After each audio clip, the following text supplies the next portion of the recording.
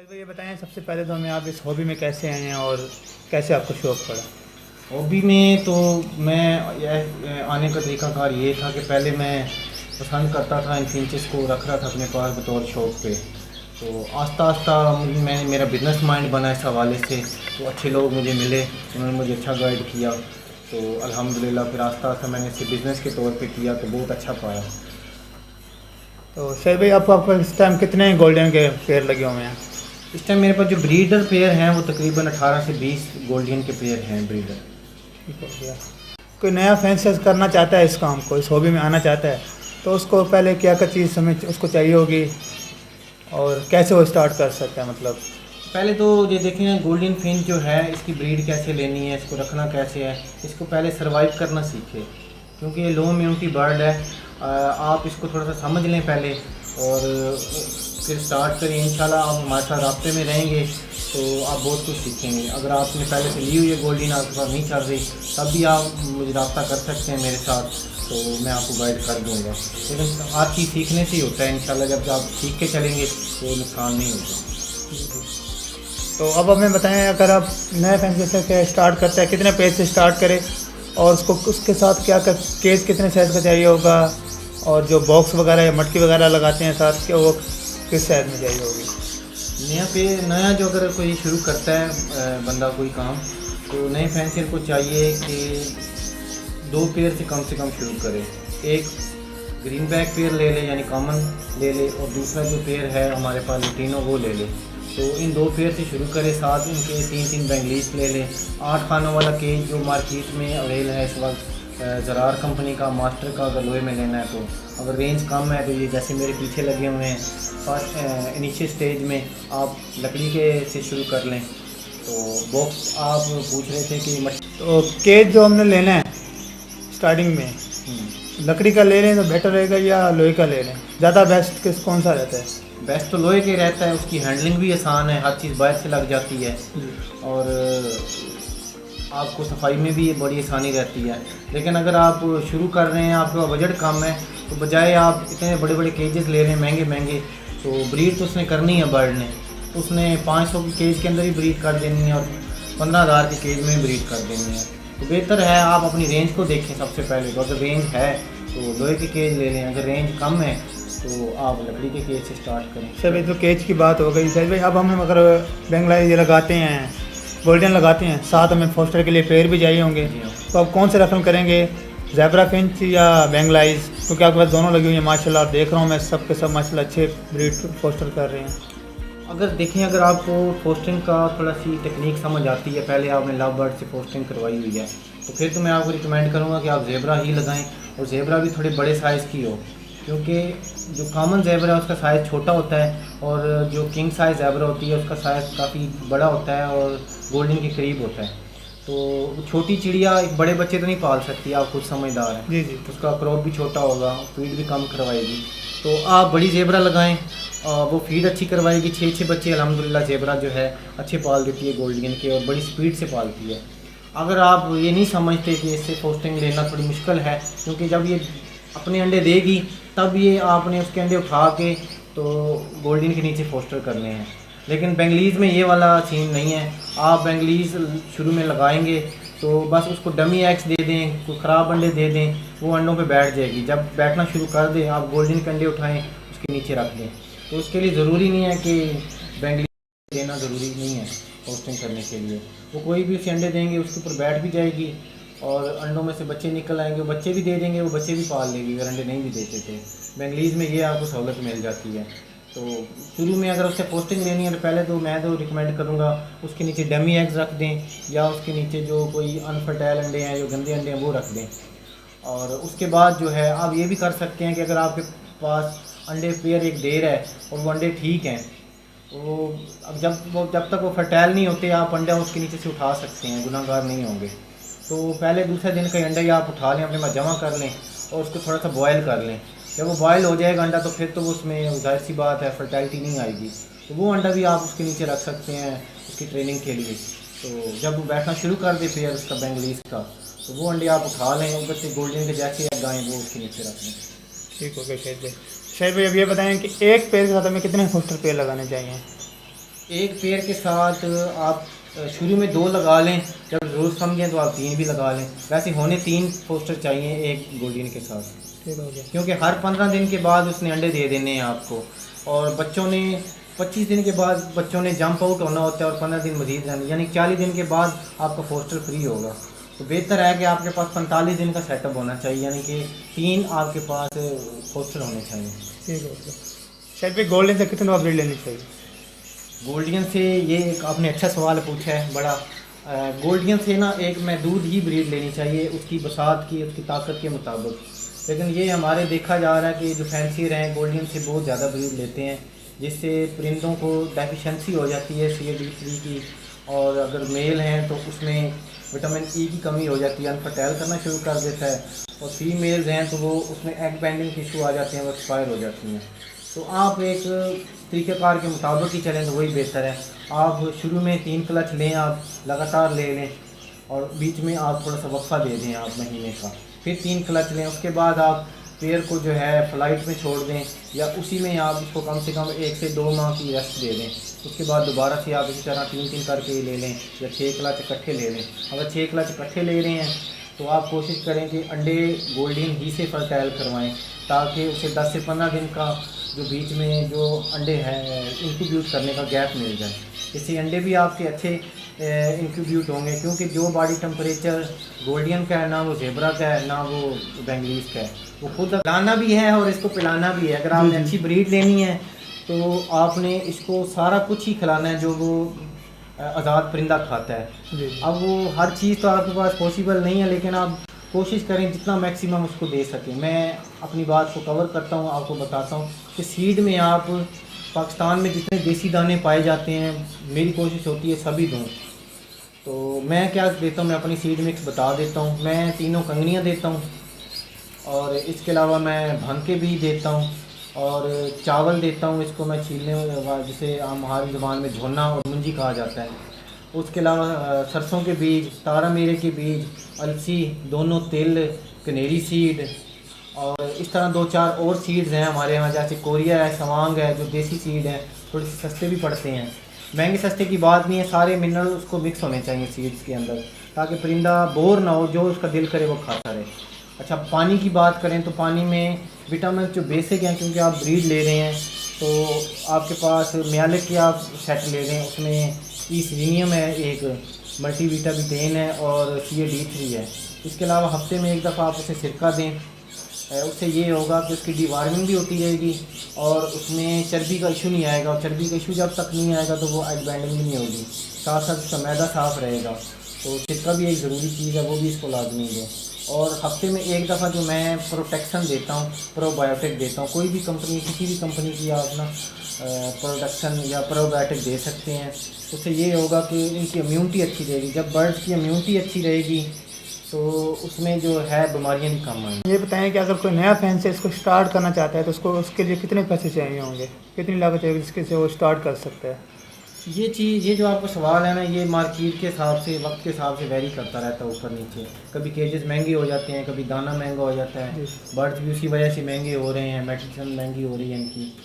तो अभी जो एक रफ फिजिबिलिटी बना लें तो उसमें तकरीबन 60 से 65 हज़ार के अंदर 2 पेयर का अच्छा सेटअप लग जाता है। उसमें आपके तमाम विटामिन्स आ जाते हैं, तमाम यानी बर्ड्स की एसेसरीज़ वगैरह, पोस्टर वगैरह 2 पेयर आ जाते हैं, कॉमन के और लटीनों के।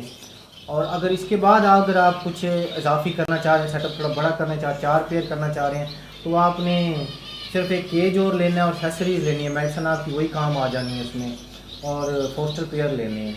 तो काफ़ी सारी चीज़ें, दाना भी आपका वही हो गया और विटामिन भी आपकी वही होगी, कुछ चीज़ें वही आपकी पहले वाली काम आ जाएंगी। बेहतर मशवरा मेरा यही है कि आप कम से कम 4 पेयर से शुरू करें अगर आप बिज़नेस के हिसाब से आप चला रहे हैं, क्योंकि सिर्फ आपकी अमाउंट जो है अहमियत नहीं रखती, आपका वक्त भी बड़ा अहम है आजकल।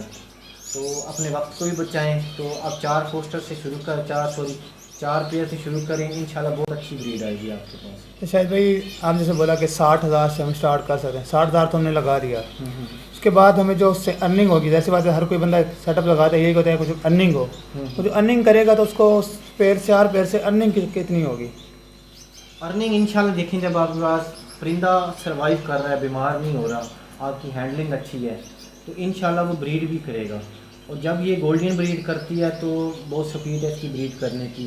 और अगर आप उसमें डाइट में आप सॉफ्ट फूड दे रहे हैं, सॉफ्ट फूड के तमाम अज़ाय तरकीबी जो उसके होने चाहिए वो भी दे रहे हैं, तो इंशाल्लाह आपके पास ब्रीड अच्छी आएगी, एग साइज अच्छा आएगा, number of the eggs clutch में ज़्यादा आएंगे, तो जाहिर सी बात है आपके पास चिक्स भी ज़्यादा आएंगे। तो अब आपको सर्वाइव करना आना चाहिए कि आप किस तरह सर्वाइव करवाते हैं अपने चिक्स को। वो हमारे साथ राब्ते में रहेंगे, हमसे सीखेंगे तो इंशाल्लाह सर्वाइव भी हो जाएंगे। अब अर्निंग का अगर हिसाब कैलकुलेट किया जाए तो एक जो पेयर होगा कम से कम आपका 6 जो है वो क्लच अगर आप उससे लेते हैं, तो अगर वो एक क्लच में मिनिमम भी आप लगा लें कि 4 बच्चे आपके पास सर्वाइव होते हैं। मेरे पास तो अल्हम्दुलिल्लाह 6-6 7-7 बच्चे भी एक क्लच में आए हैं। और अंडों की इस तरह रेशो आ रही होती है, 6 से लेके मेरे पास 12 तक अंडे गोल्डन से आए हैं। लेकिन वो बहुत कम पेयर होते हैं जो 10 से ऊपर अंडे देते हैं। एवरेज जो अगर आपकी डाइट अच्छी है, एवरेज पेयर आपका 7 से 8 अंडे दे देता है। अच्छा, बात कर लेते हैं कि आपके पास 4 चिक्स भी एक पेयर के सर्वाइव हो जाते हैं एक क्लच के अंदर, तो 6 आप अगर लेते हैं उससे तो आपके पास 24 बच्चे आ जाते हैं। चलिए 24 भी ना लगाएं, उसमें कोई बाद में बड़ा होने के बाद भी एक्सपायर हो जाता है मिसहैंडलिंग की वजह से या किसी वजह से।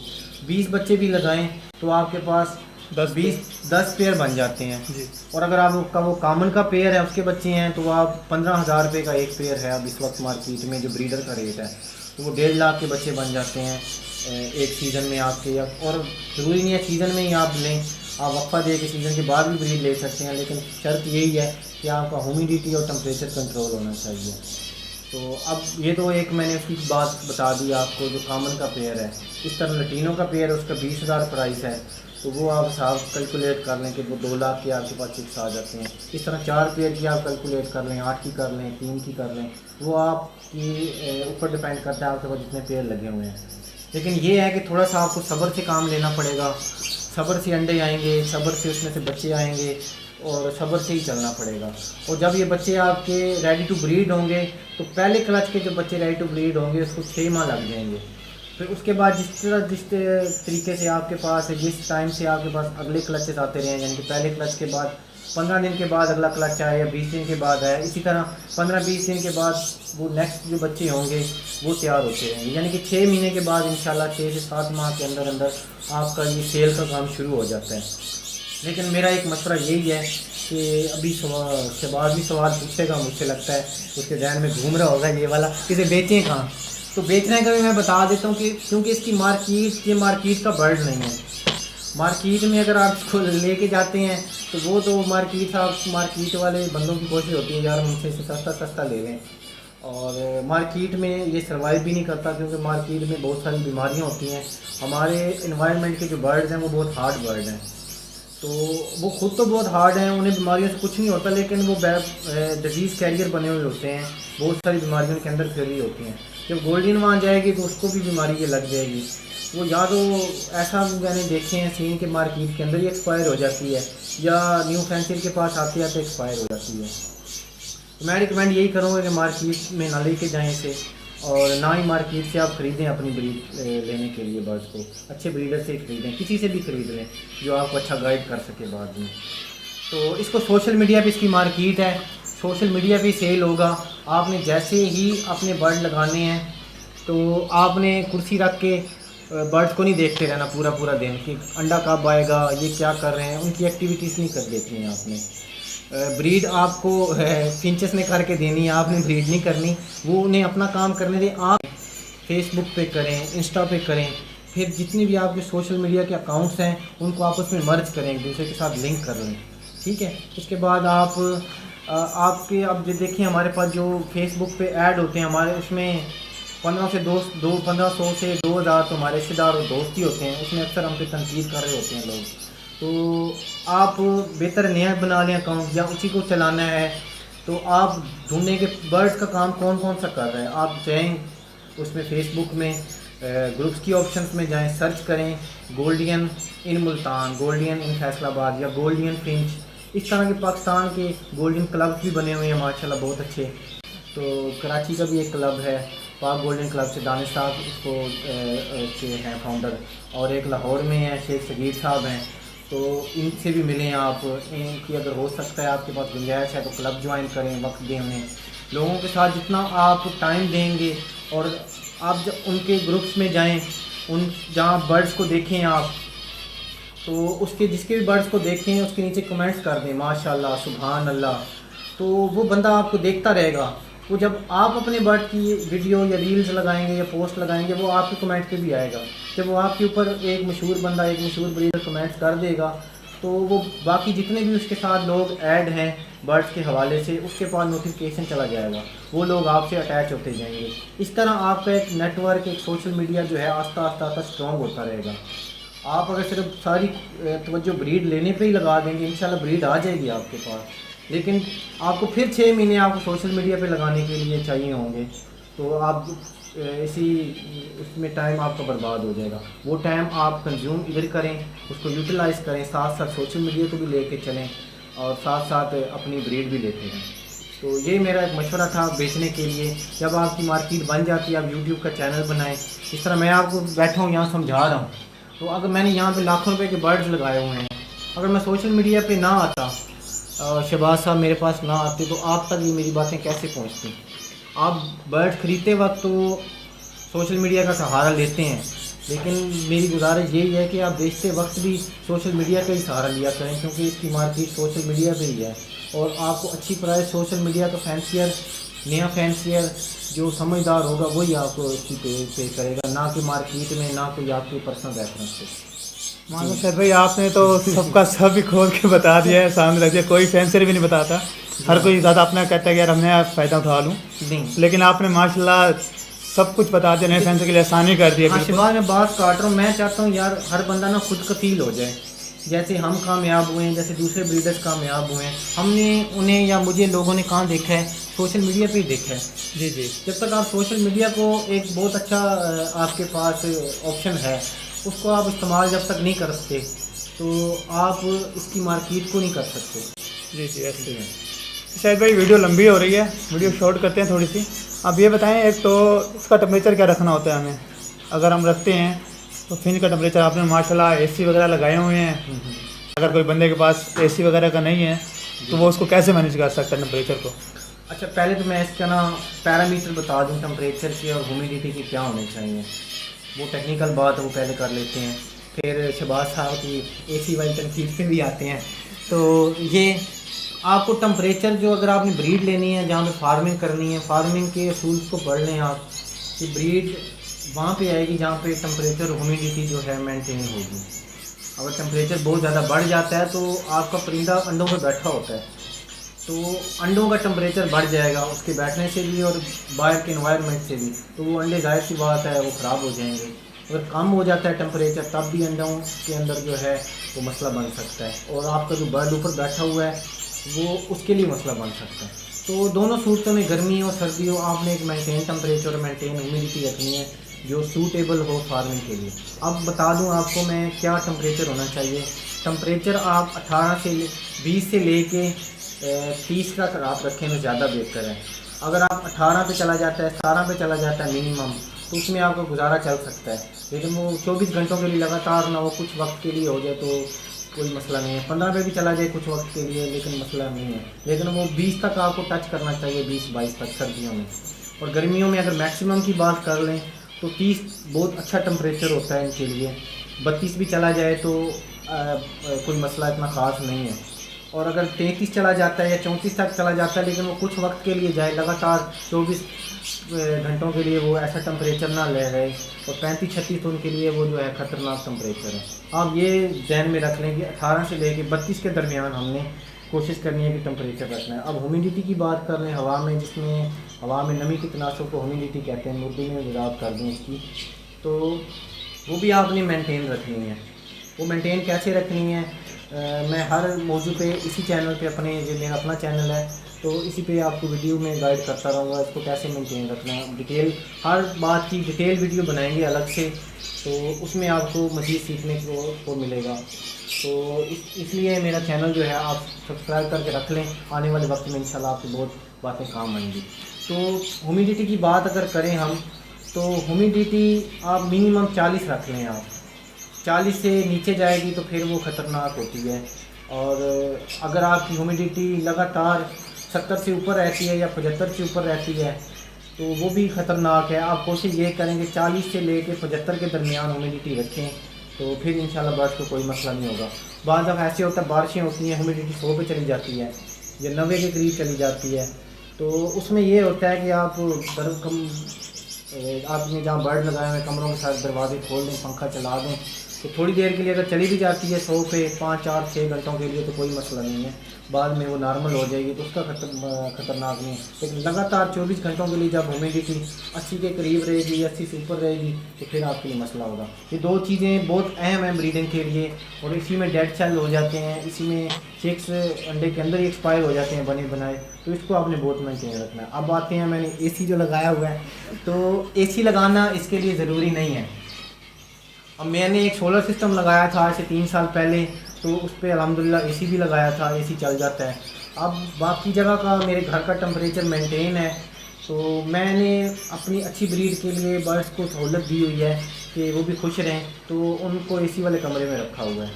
तो आप किसी और अल्टरनेटिव तरीके से भी आप बर्ड्स का जो रूम है या एवरी आपकी, उसको भी टेम्परेचर मेंटेन रख सकते हैं। आप अफोर्ड कर सकते हैं एयर कूलर लगा लें, सोलर पे लगा लें, बिजली पे लगा लें, नहीं अफोर्ड कर सकते आप एग्जॉस्ट फैन लगा लें, AC अफोर्ड कर सकते हैं AC लगा लें, जैसे आपको बेहतर लगे। प्रोडिस्टल फ़ैन लगा लें, अगर सीलिंग फ़ैन लगाना है तो उसमें ये एहतियात करें कि उसके ऊपर एक जाली का कवर बनवा के वो लगाएं। पिछले दिनों मेरा एक बर्ड एक्सपायर हो गया था, वो घर वालों ने थोड़ी बेहतियाती की, पानी को देते हुए उसका एक केज खुला रह गया, तो वो बर्ड उड़ा और सीधा पंखे में चला गया। तो ये थोड़ी सी एहतियात करनी पड़ती है, तो आप जैसे मर्जी उसका टेम्परेचर मेंटेन कर सकते हैं। ठीक है सर, वीडियो का एंड करेंगे। अभी बस आखिरी बात पूछकर, अगर बर्ड्स आपसे मिल जाएंगे, अगर कोई सेटअप स्टार्ट करना चाहता है तो आपके पास बर्ड्स वगैरह होंगे? जी, बर्ड्स मेरे पास बिल्कुल होते हैं, और हर बंदा इसीलिए बर्ड्स लगाता है ताकि उसका जो है बिज़नेस ग्रो करे। तो मैंने बेचने के लिए लगाए हुए हैं, लेकिन बाद दफ़ा ऐसे मसला हो जाता है कि डिमांड ज़्यादा होती है, बर्ड्स कम होते हैं, तो फिर उस सूरत में लोग मुझसे बुक करवा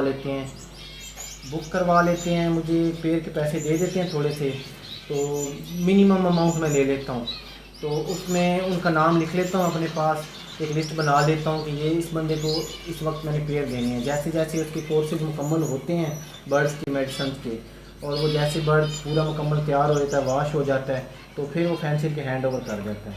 तो मैं बुकिंग तब भी करता हूँ जब बर्ड्स को 10 से 12 दिन की देर होती है, और ज़्यादा देर हो तो फिर मैं बुकिंग नहीं करता हूँ।